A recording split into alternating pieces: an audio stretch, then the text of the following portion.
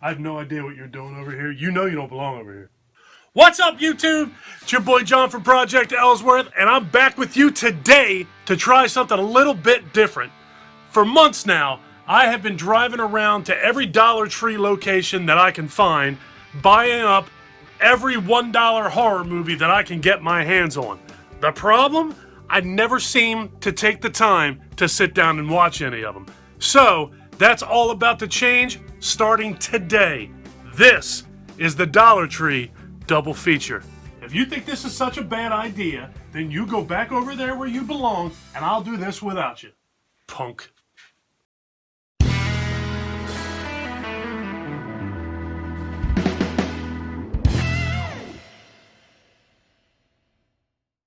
So the idea here is that every so often when this segment's turn comes up, I will randomly select two of the Dollar Tree movies that I've previously purchased. I'll sit down, I'll watch them, and I will give you guys my brief thoughts on said two movies. You gotta be kidding me, right? So first up is a movie that came in a 3-pack. It is Midnight Movie. That movie was actually pretty darn... I thought it was pretty good. I believe that was made in 2007 or 2008. And what it is, the movie begins with a guy in a psychiatric hospital, and apparently he's been clamoring to watch a movie that he had made previously before they put him in the loony bin, and he has not been able to do so. Finally, one day, somebody decides that it's an okay idea to sit this guy in front of this movie and let him watch it. While he's watching this movie, you see that he's starting to come unwound a bit, and he actually eventually takes a bite out of his own forearm and starts bleeding all over the place. He definitely belongs where he is. It's very obvious.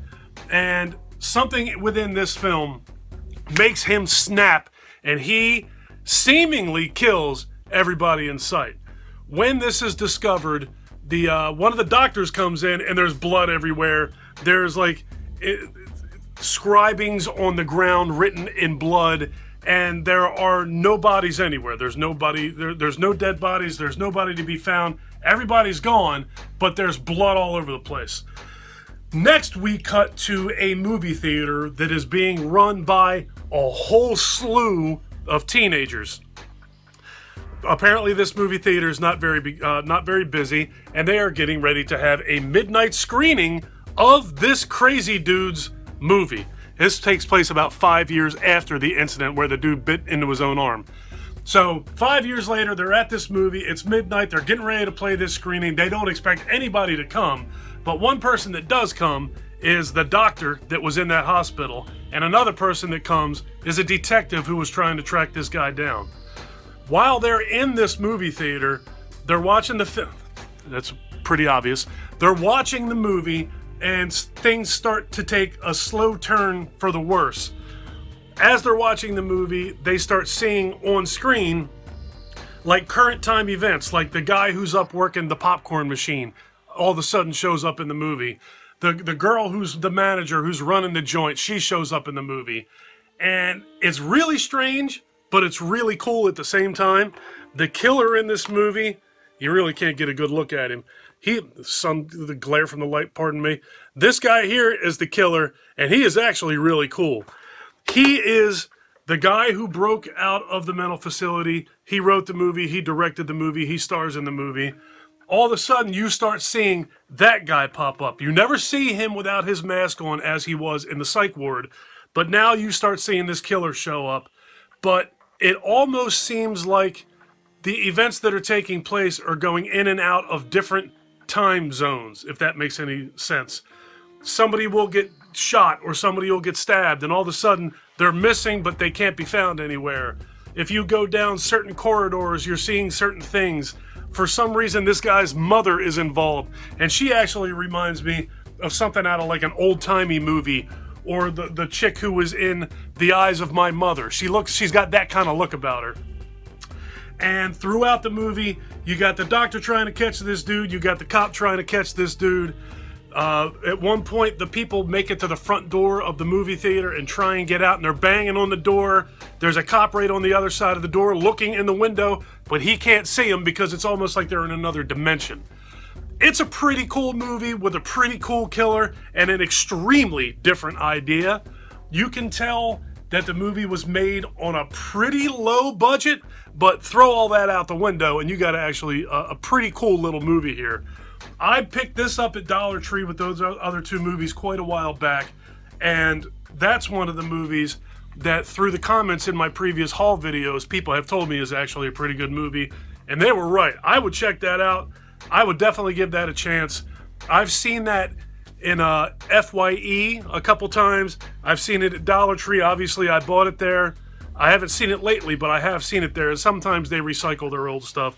So if you come across that, or maybe you can stream it on Prime or Shudder or Netflix or whatever, I have to assume in 2021 that if you really want to find a movie, you'll find it. And if you do find Midnight Movie, check it out. I thought it was pretty cool. Take a break. Breathe. Why don't you do the next one? You do the next one. Go ahead, smartass. You do it. And the second movie I watched was something called Insomniac with Danny Trejo. He actually is not even the star of this movie, but he's no doubt the biggest name in this movie, and that's why he's on. That light glare is going to drive me crazy. That's why he's on the cover. The only other face in this movie that I know looked familiar to me was John Hurd was in this flick. This one was actually also really, really cool. The beginning of this movie begins with a dude being shown that he got a promotion at his job. Then he goes out and celebrates with two of his co-workers who happen to also be two of his best friends. While he's out with them, we learn that this guy's father had passed away. When they go outside of the bar, that's where they're celebrating, by the way. They went to have a few drinks, as people do. They go out, they get in this old classic car, beautiful car, old blue convertible.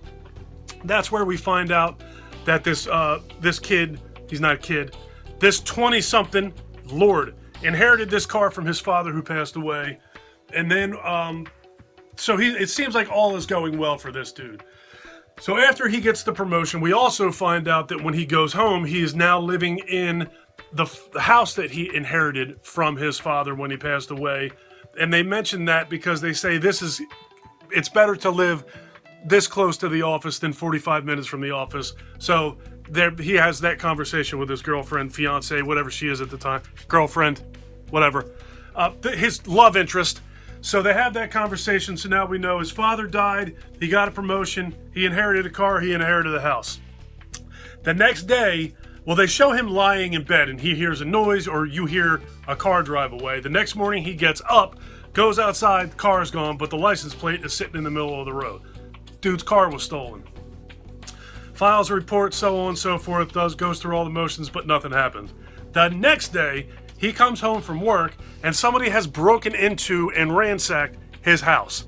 Not only did they do this, the ashes, the urn that contained the ashes of his father, is now thrown in the middle of the floor, and essentially, his father is now scattered all over the floor. It's just heartbreaking. You see the pain in this dude's face. He's wondering what the F is going on. String of good luck leads to a string of bad luck, and that's where we are now.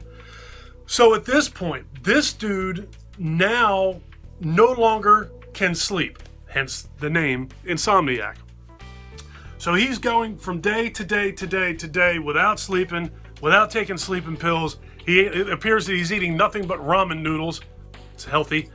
And he begins to lose it. He starts to come unwound and starts to become paranoid. He starts feeling like his neighbor across the street is the one that did this, or his son is the one that did this. Stole the car, robbed the house, whatever. He starts to suspect his co-workers did it. At one point, he's sitting at like a conference table trying to do business with Danny Trejo's character, and he accuses him of doing it. But the cool thing is, the way that they filmed the movie is it doesn't just give you the impression that he thinks that somebody did something. It's filmed in such a way that it gives you the feeling of this character. I think his name was it John? Doesn't matter. I can't remember what his name was. It gives you the impression that the main character's groggy and he's not all there because he hasn't slept. He's sitting at this table, and he thinks that Danny Trejo's character actually admits that he's the one who broke into the house. So dude starts flipping out. All right, I think his name was Johnny. What was his name, Johnny? John Fig. All right, that's the main character's name. John starts to go, he starts bugging because he thinks that Trejo's character just admitted to desecrating his father's ashes, stealing the car, robbing the house, and he's trying to do business with him. But at this conference table is one of John's co-workers. And he pulls him out of the room. He's like, what are you doing? You're going to blow this, so on and so forth. Goes back in there. They apologize. But then they wind up in a big fight anyway. So this movie essentially is the picture of somebody unraveling and becoming paranoid from insomnia and lack of sleep. Well, not and lack of sleep. That's what insomnia is, folks. So it's really cool. I thought it was really entertaining. And this is another one. These are two movies that I bought for a grand total of $2. And they were both really, really good. So I'm looking forward to going through this whole journey of watching what I have to assume is somewhere between 130 and 150 movies I've got from Dollar Tree. The only thing that I would say negative, you know what? I'm not going to do that to you. I'm not going to voice my opinion about something that I didn't like because I want you to formulate your own opinion on these movies. All right, so that's it. Like I said, the movies were Midnight Movie and Insomniac. This is something new on my channel. I'm trying something different, and I hope you guys liked it. I'm going to get out of here. If you guys like this video, please give me a thumbs up. If you really like this video and you've been enjoying my content up to this point, even after this thing, I really hope you're really enjoying my content. Please do me a huge personal favor. Click that subscribe button and ring that bell. Take care of yourself. Take care of each other. Have a kick-ass day. And thank you for watching. Very surprised. A couple good movies from Dollar Tree. Who knew?